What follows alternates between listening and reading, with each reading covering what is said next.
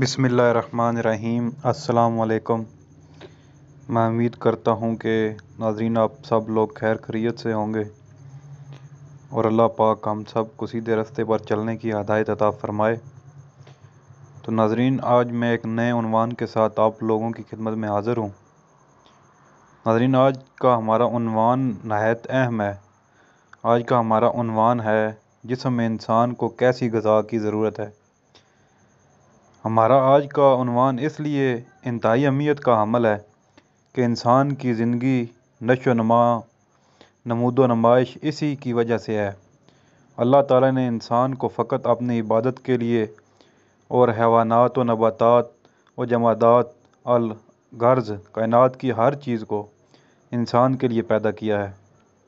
ان میں سے جو چیزیں انسان کے لیے مضر صحت ہیں اسلام نے انہیں مسلمان پر حرام قرار دیا ہے، اور وہ چیزیں جو ایک مسلمان کے لیے حرام ہیں ان کی حرمت کا سبب فقط یہ ہی نہیں ہے وہ انسان کے لیے مضر صحت ہیں۔ انسان کی غذا حیوانات پر ہے اور حیوانات کی غذا نباتات ہیں اور نباتات کی غذا جمادات سے ہے۔ گویا ہر آلہ اپنے ادنیٰ کے لیے قربانی دے رہا ہے۔ بچہ کی پہلی غذا ماں کا دودھ ہے اور دودھ حیوانی غذا ہے۔ اس طرح حیوانی گوشت، انڈے اور مچھلی ہی انسان کی مقوی غذائیں ہیں، اور شہد بھی حیوانی غذا ہی ہے۔ جب آبادی بڑھی اور حیوانی غذائیں کم پڑ گئیں تو انسان نے مجبوراً پھل اور میوہ استعمال کرنے شروع کر دیے۔ پھل اور میوہ جات میں نمکیات وافر مقدار میں پائے جاتے ہیں جو کہ خون کو تقویت پہنچاتے ہیں۔ جب حیوانی غذائیں اور پھلوں اور میوہ جات پر قوت و دولت اور حسن کا قبضہ ہو گیا تو کمزور اور غریب عوام کے لیے غذا مشکل ہو گئی۔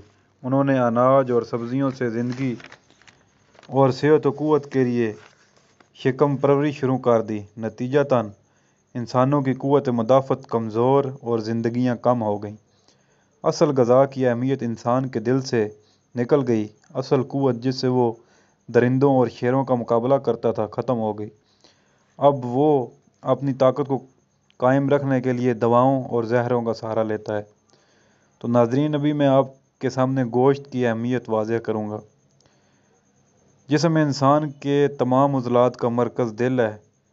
یہ سب گوشت ہے۔ اس کا مزاج خشک گرم ہے اور جب یہ پک جاتا ہے تو گرم تار ہو جاتا ہے۔ یہی انسان کا بہترین مزاج ہے۔ گوشت میں فولاد اور چونا کثرت سے پایا جاتا ہے۔ جگر اور تلی میں فولاد پایا جاتا ہے۔ معدہ اور پھیپھڑوں میں چونے کا خزانہ ہے۔ اسی طرح مختلف قسم کے اعضائے حیوانی مختلف اقسام کی رطوبات، حرارت اور نمکیات اور دیگر اجزائے خون بناتے ہیں۔ یہ علاج بالغذا کا بہت بڑا خزانہ ہے۔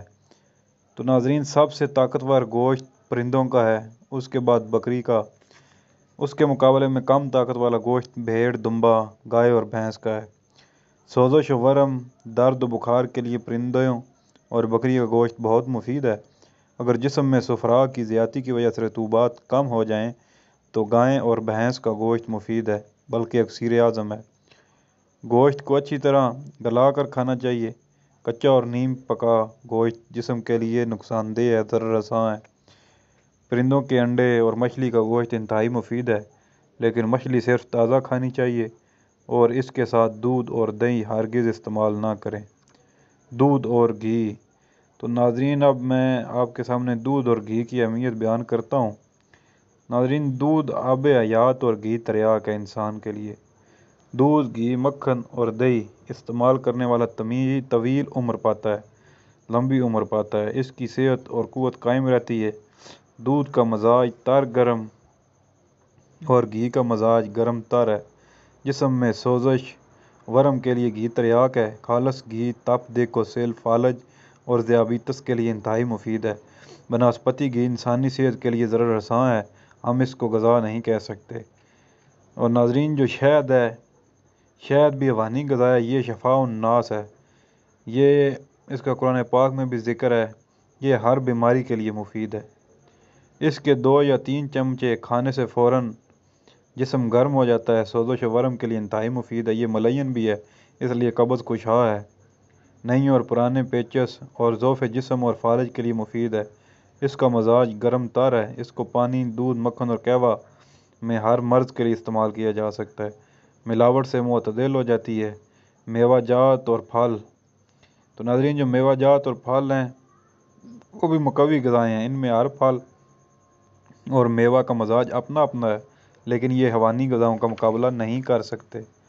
ناظرین اب سب سے جو آخر میں ہے ہم جو کھاتے ہیں اناج، دالیں اور سبزی ہیں۔ اناج، دالیں اور سبزی ہیں یہ صرف شکم پروری کے لیے ہیں، یعنی پیٹ بھرنے کے لیے۔ ان کو دوائے غذائی تو کہہ سکتے ہیں، مقوی غذا نہیں کہہ سکتے۔ ان سے مختلف بیماریوں کا علاج کیا جا سکتا ہے۔ اگر ان میں گوشت، دودھ اور گھی وغیرہ کی آمیزش کر لی جائے تو پھر ان کی طاقت میں اضافہ ہو سکتا ہے۔ ہم نے اپنی آراء عام لوگوں کے فائدے کے لیے پیش کی ہے۔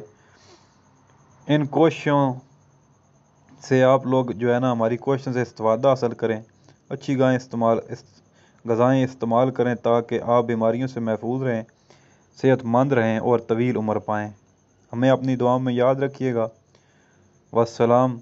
اور ناظرین اس کو زیادہ سے زیادہ شیئر کریں، لوگوں تک پہنچے، اور ہمارے چینل کو سبسکرائب کر لیں، بیل کا آئیکن بھی دبا دیں تاکہ آنے والی ویڈیو آپ تک پہنچ سکے۔